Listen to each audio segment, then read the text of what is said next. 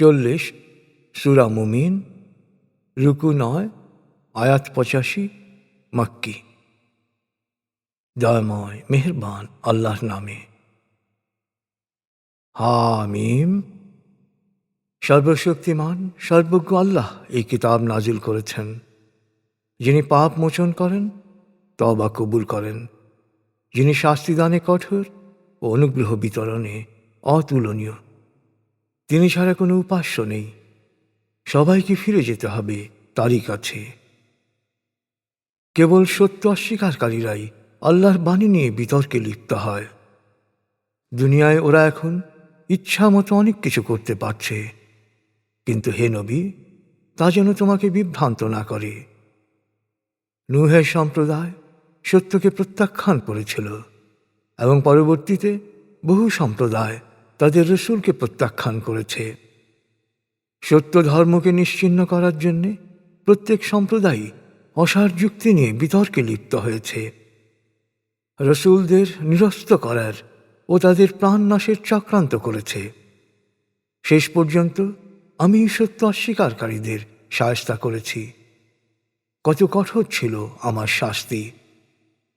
এভাবেই সত্য অস্বীকারীদের ব্যাপারে তোমার প্রতিপালকের বাণী সত্য হবে যে শেষ পর্যন্ত ওরা নিজেদেরকে জাহান্নামে দেখতে পাবে।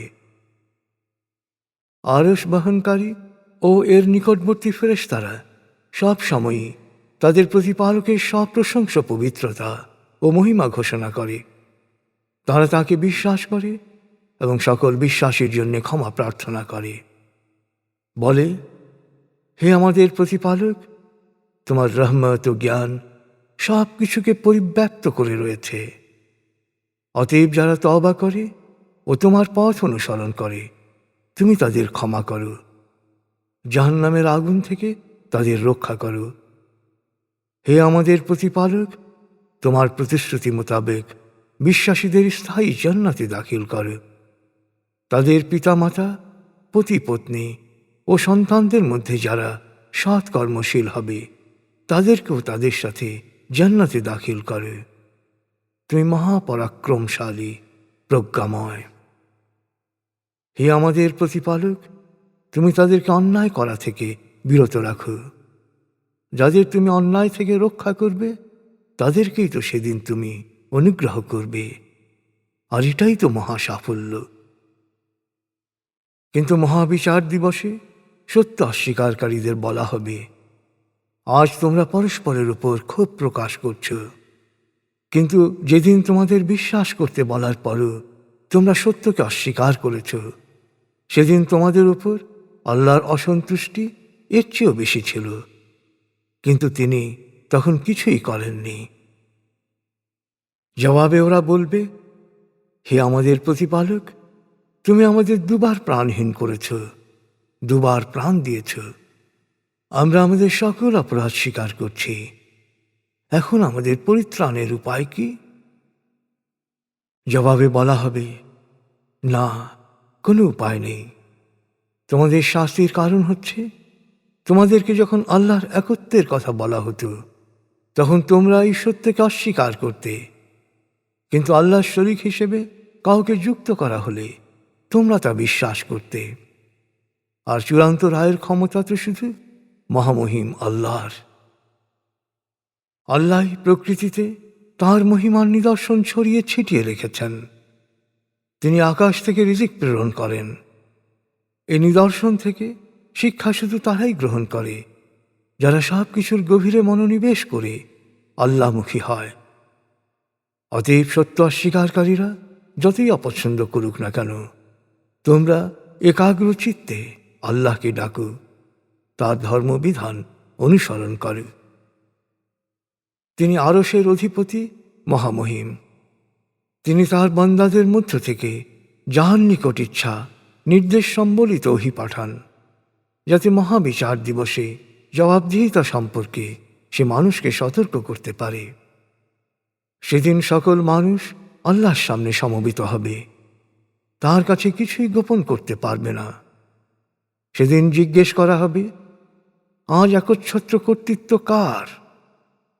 সমস্বরে আওয়াজ হবে, একমাত্র মহাপরাক্রমশালী আল্লাহর। বলা হবে, আজ প্রত্যেককে তার কৃতকর্মের ফল দেয়া হবে, কারো উপর অন্যায় করা হবে না। আল্লাহ অতি দ্রুত হিসাব গ্রহণকারী। তাই সতর্ক করে দাও মহাবিচার দিবস সম্পর্কে, যা ক্রমাগত নিকটতর হচ্ছে, যখন আতঙ্কে প্রাণ ওষ্ঠাগত হবে, যখন অধীর অপেক্ষা ছাড়া কিছুই করার থাকবে না, যখন দুরাচারীদের কোনো বন্ধু থাকবে না, থাকবে না কোনো গ্রহণযোগ্য সুপারিশকারী। আল্লাহ ওদের চোখের গোপন চাহনি আর যা কিছু লুকানো রয়েছে অন্তরে সবই জানেন। আল্লাহ সেদিন নিরপেক্ষ ও যথাযথ বিচার করবেন। কিন্তু শরিককারীরা আল্লাহর পরিবর্তে যে উপাস্যদের ডাকে, তারা কোনো কিছু করতে অক্ষম। নিশ্চয়ই আল্লাহ সব শোনেন, সব দেখেন। এরা কি পৃথিবীতে ভ্রমণ করে না? করলে নিশ্চয়ই দেখত এদের পূর্ববর্তীদের পরিণতি কি হয়েছিল। ওরা ছিল এদের চেয়ে শক্তিমান, ওদের কীর্তি এখনো জমিনে দৃশ্যমান। কিন্তু অপরাধের জন্যে আল্লাহ ওদের শাস্তি দিয়েছিলেন। ওদের শাস্তি দেওয়ার কারণ ছিল সত্যের সুস্পষ্ট প্রমাণসহ রসুলরা আসার পরও ওরা তাদের প্রত্যাখ্যান করেছিল। আর আল্লাহর শাস্তি থেকে ওদের রক্ষা করার কেউ ছিল না। নিশ্চয়ই আল্লাহ সর্বশক্তিমান, পাপাচারীদের শাস্তিদানে কঠোর। আমি আমার বাণী ও সুস্পষ্ট প্রমাণসহ মূসাকে পাঠিয়েছিলাম ফেরাউন, হামান ও কারুনের কাছে। কিন্তু ওরা বলেছিল, এ তো জাদুকর, ডাহা মিথ্যাবাদী। তারপর যখন মূসা ফেরাউন ও তার অনুসারীদের সামনে প্রকৃত সত্য উপস্থাপন করল, তখন ওরা বলল, যারা মূসাকে বিশ্বাস করবে তাদের সকল পুত্র সন্তানকে হত্যা করো, শুধু কন্যা সন্তানদের জীবিত রাখো। কিন্তু সত্য অস্বীকারীদের ষড়যন্ত্র ব্যর্থ হতে বাধ্য। এরপর ফেরাউন তার সভাসদদের বলল, আমাকে ছাড়ো, মূসাকে হত্যা করতে দাও। সে তার প্রতিপালককে ডাকুক। আমার আশঙ্কা হয় ও তোমাদের ধর্মকেই বদলে দেবে বা দেশে বিপর্যয় ডেকে আনবে। মূসা বলল, যারা মহাবিচার দিবসে বিশ্বাস করে না, সেসব উদ্ধত ব্যক্তির রোষানল থেকে আমি আমার ও তোমাদের প্রতিপালকের নিকট আশ্রয় প্রার্থনা করছি। ফেরাউনের সম্প্রদায়ের এক বিশ্বাসী ব্যক্তি, যে তখন পর্যন্ত নিজের বিশ্বাস গোপন রেখেছিল, সে তখন বলল, আমার প্রতিপালক আল্লাহ, এ কথা বলার জন্যে কি তোমরা একজন মানুষকে হত্যা করবে? যদিও তোমাদের প্রতিপালকের কাছ থেকে সত্যের সুস্পষ্ট প্রমাণ সহ সে তোমাদের সামনে এসেছে। যদি সে মিথ্যাবাদী হয়, তবে তার মিথ্যার জন্যে সেই দায়ী হবে। আর যদি সে সত্য বলে থাকে, তবে সে যে শাস্তির কথা বলছে তার কিছু তো তোমাদের উপর আপতিত হবে। আল্লাহ মিথ্যাচারী ও সীমালঙ্ঘনকারীকে সৎপথে পরিচালিত করেন না। হে আমার সম্প্রদায়, আজ তোমাদের দেশে তোমরাই রাজত্ব করছ, কিন্তু আমাদের উপর আল্লাহর আযাব নেমে এলে কে আমাদের রক্ষা করবে? জবাবে ফেরাউন বলল, আমি যা ঠিক মনে করেছি তোমাদের তাই বলেছি। আমি তোমাদের সঠিক পথেই পরিচালিত করব। বিশ্বাসী লোকটি তখন বলল, হে আমার সম্প্রদায়, তোমাদের জন্য আমার ভয় হয়। নূহ, আদ, সামুদ ও তাদের পরবর্তী সম্প্রদায়ের উপর যেমন দুর্ভোগ নেমে এসেছিল, তোমাদের উপর না তেমন দুর্ভোগ নেমে আসে। আল্লাহ তার বান্দাদের উপর কোনো জুলুম করেন না। বিশ্বাসী লোকটি বলল, হে আমার সম্প্রদায়, আমি তোমাদের নিয়ে শঙ্কিত। মহাবিচার দিবসে যখন তোমরা বিপন্ন অবস্থায় একজন আরেকজনকে ডাকাডাকি করবে, পেছনে ফিরে পালাতে চাইবে, কিন্তু আল্লাহর শাস্তি থেকে তোমাদের রক্ষা করার কেউ থাকবে না। আল্লাহ যাকে পথভ্রষ্ট হতে দেন, সে কখনো পথের সন্ধান পায় না। স্মরণ করো, ইতপূর্বে তোমাদের কাছে সুস্পষ্ট প্রমাণ সহ ইউসুফ এসেছিল, কিন্তু তার সত্যবাণীর ব্যাপারে সন্দেহ প্রকাশে তোমরা কোনো কার্পণ্য করনি। ফলে যখন সে মারা গেল তখন তোমরা বলেছিলে, এরপর আল্লাহ আর কোনো রসুল পাঠাবেন না। সত্যবাণীতে সন্দেহ করে যারা নিজের উপর জুলুম করে, আল্লাহ তাদের এভাবে পথভ্রষ্ট হতে দেন। কোনো দলিল প্রমাণ ছাড়াই যারা আল্লাহর বাণী ও বিধান নিয়ে বিতর্কে লিপ্ত হয়, তাদের এই কাজ আল্লাহ ও বিশ্বাসীদের কাছে অত্যন্ত অপছন্দনীয়। এভাবে আল্লাহ প্রত্যেক উদ্ধত ও স্বৈরাচারীর অন্তরে মোহর মেরে দেন।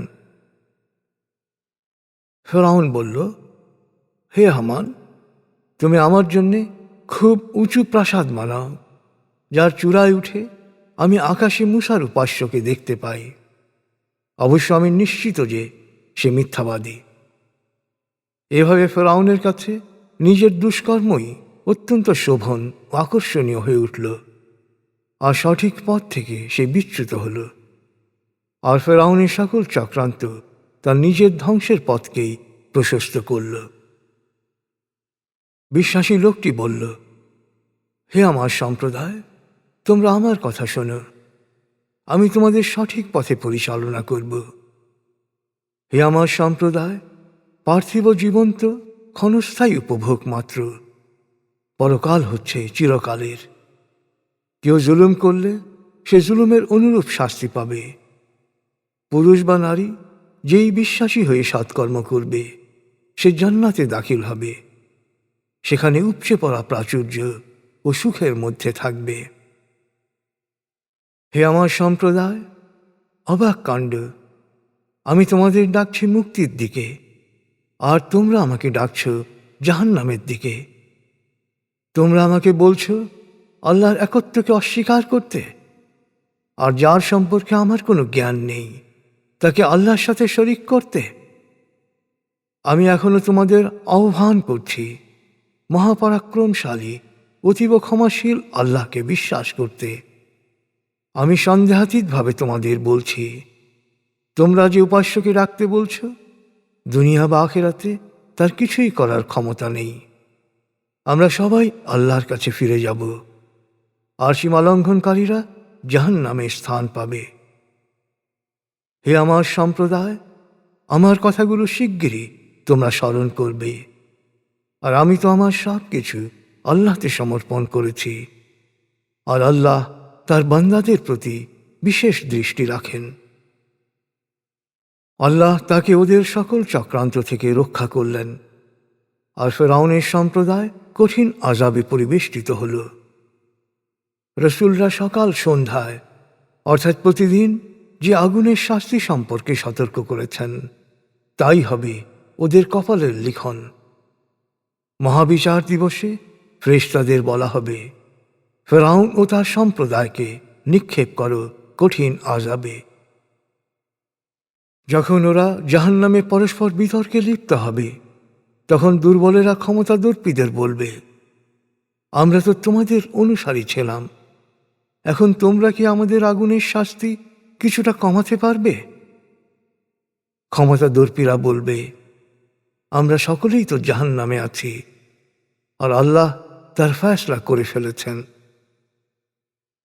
জাহান্নামের প্রহরীদের কাছে ওরা কাকুতি মিনতি করবে, তোমরা তোমাদের প্রতিপালকের কাছে প্রার্থনা করো, তিনি যেন আমাদের শাস্তি অন্তত একদিন হলেও কমিয়ে দেন। প্রহরীরা জিজ্ঞেস করবে, তোমাদের কাছে কি সুস্পষ্ট প্রমাণ সহ রসুলরা আসেনি? জাহান্নামীরা বলবে, অবশ্যই এসেছিল। প্রহরীরা তখন বলবে, তাহলে তোমাদের প্রার্থনা তোমরাই করো, আর সত্য অস্বীকারীদের প্রার্থনা সব সময় ব্যর্থই হয়। আমি আমার রসুল ও বিশ্বাসীদের সাহায্য করব দুনিয়ায়, সাহায্য করব মহাবিচার দিবসে, যেদিন সাক্ষীরা দণ্ডায়মান হবে। সেদিন অবশ্য জালেমদের কোনো অজুহাতই কোনো কাজে আসবে না। ওদের উপর লানত, ওদের জন্য রয়েছে দুর্ভোগের নিকৃষ্ট নিবাস। নিশ্চয়ই আমি মূসাকে পথনির্দেশ দিয়েছিলাম, আর বনী ইসরায়েলকে উত্তরাধিকারী করেছিলাম সেই কিতাবের, যা থেকে বিচার বুদ্ধি প্রয়োগকারীরা উপদেশ ও পথনির্দেশ পেতে পারে। অতএব হে নবী, সকল প্রতিকূলতার মুখে তুমি ধৈর্য ধরো। আল্লাহর প্রতিশ্রুতি সব সময় সত্য বলে প্রমাণিত।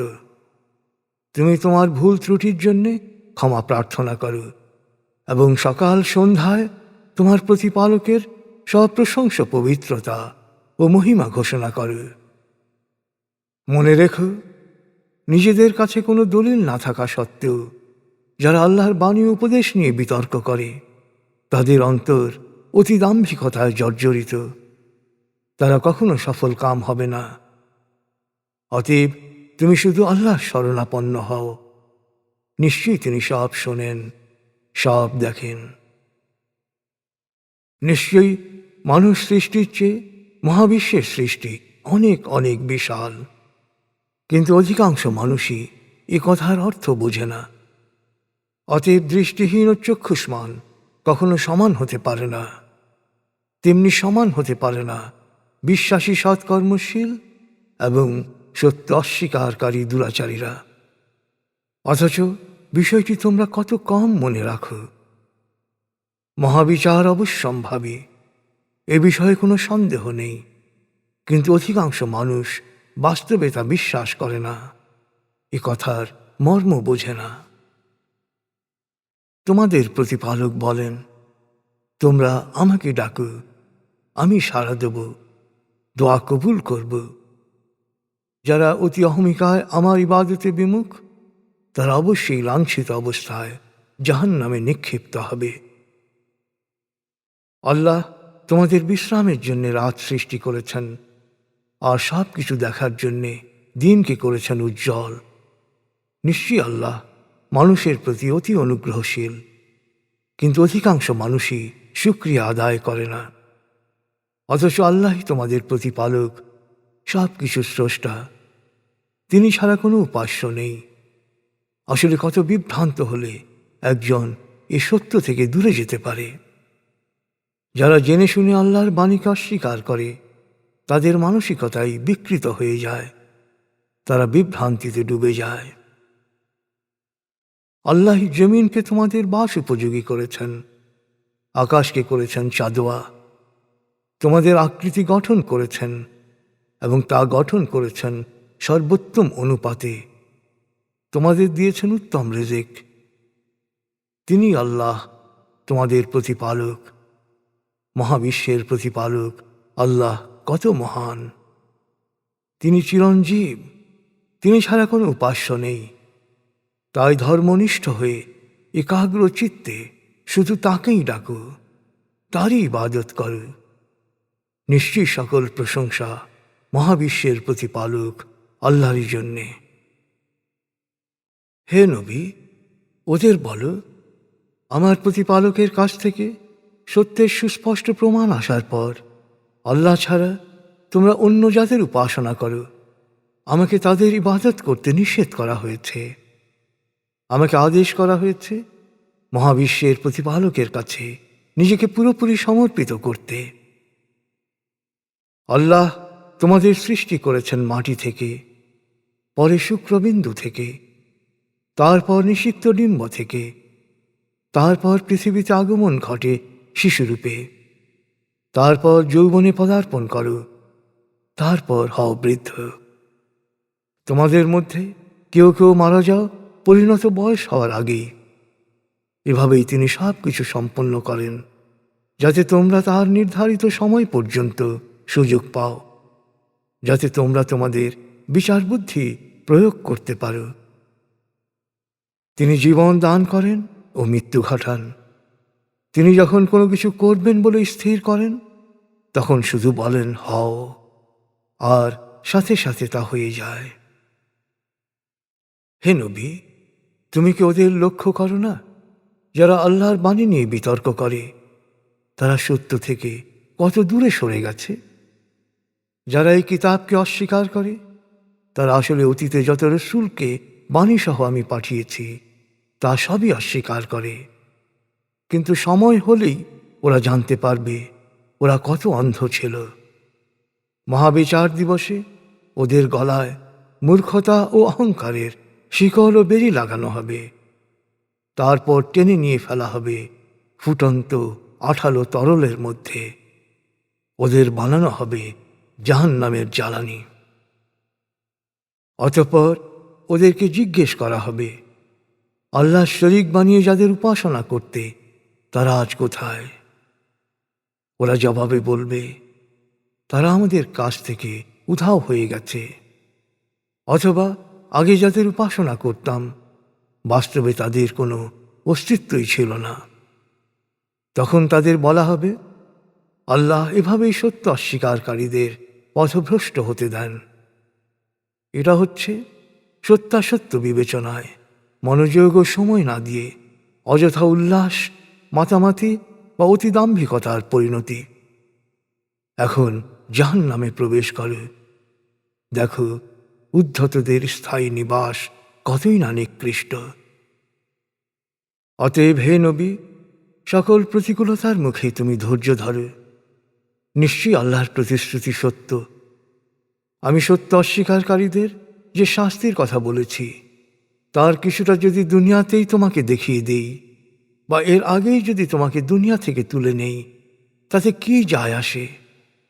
শেষ পর্যন্ত ওদেরকে তো আমার কাছেই ফিরে আসতে হবে। হে নবী, তোমার পূর্বে আমি বহু রসূল পাঠিয়েছি। তাদের কারো কারো ঘটনা তোমাকে বলেছি, অনেকের কথা বলা হয়নি। কিন্তু আল্লাহর অনুমতি ছাড়া কোনো অলৌকিক নিদর্শন উপস্থাপন করা কোনো রসূলের কাজ নয়। আল্লাহর আদেশ এলে ন্যায়সঙ্গতভাবেই সকল বিষয়ের ফয়সলা হয়ে যাবে। তখন মিথ্যাশ্রয়ীরাই ক্ষতিগ্রস্ত হবে। আল্লাহ তোমাদেরকে গৃহপালিত পশু দিয়েছেন, কতক বাহন হিসেবে, কতক খাবার হিসেবে। এছাড়াও তোমরা নানাভাবে তা থেকে উপকৃত হও। ওদের মাধ্যমেই তোমাদের অনেক বাস্তব প্রয়োজন পূরণ করে। নৌযানের মতো ওদের ওপরও তোমরা পথ পরিক্রমণ করে। তিনি তোমাদের চারপাশের প্রকৃতিতেই তাঁর নিদর্শনাবলী দেখার জন্য রেখে দিয়েছেন। অতএব তোমরা আল্লাহর কোন কোন নিদর্শনকে অস্বীকার করবে? ওরা কি পৃথিবী ঘুরে দেখেনি? ওদের পূর্ববর্তীদের কি পরিণাম হয়েছিল? তারা ছিল ওদের চেয়ে সংখ্যায় বেশি, শক্তিতে প্রবল, কীর্তিতে উন্নত। কিন্তু শান শওকত জৌলুস কিছুই ওদের উপকারে আসেনি। ওদের কাছে যখন রসূলরা সত্যের সুস্পষ্ট প্রমাণ সহ এলো, তখন ওরা ওদের জ্ঞান গরিমার দম্ভে মত্ত রইল। ফলে ওরা যে বিষয় নিয়ে হাসি তামাশা করছিল, তাই ওদের ঘিরে ফেলল। তারপর ওদের ওপর যখন আমার আযাব নেমে এলো, তখন ওরা বলল, আমরা এক আল্লাহতেই বিশ্বাস স্থাপন করলাম এবং শরীক হিসেবে যাদের উপাসনা করতাম, তাদেরকে প্রত্যাখ্যান করলাম। কিন্তু ওদের এই বিশ্বাসের ঘোষণা কোনো কাজে আসেনি। শুরু থেকেই বান্দাদের জন্যে এটাই আল্লাহর নির্ধারিত নিয়ম। তাই সত্য অস্বীকারীরা সব সময়ই চূড়ান্ত ক্ষতির সম্মুখীন হয়।